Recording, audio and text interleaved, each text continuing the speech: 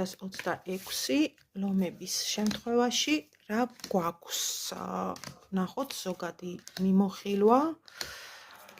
ხო, წლის დევიზი.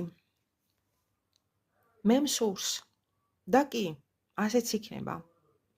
აღარავის აღარ გაითვალისწინებთ თქვენი არასასურველი ემოციების ან მდგომარეობის ხარჯზე. ზაფხული გაქვთ საუკეთესო პირდაპირ სიყვარულის, ჰარმონიის პერიოდი პირად ურთიერთობებში, რაც დაიწყება და გაგრძელდება ხანგრძლივად.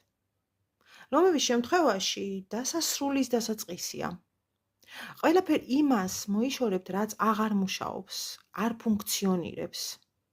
კარდინალური ცვლილებები, რომლებიც თქვენივე გადაწყვეტილებებით იქნება აღსრულებული. მიზანდასახულობა, აი რა არის მთავარი. დაგეგმარება, რაც დაგეხმარებათ სრული პაკეტი მიიღოთ იმ ჩამონათვალიდან, რაც გსურთ რომ მიიღოთ. ლომები გამოდიხართ რაღაც ციკლურად მოძრავი ლაბირინთიდან.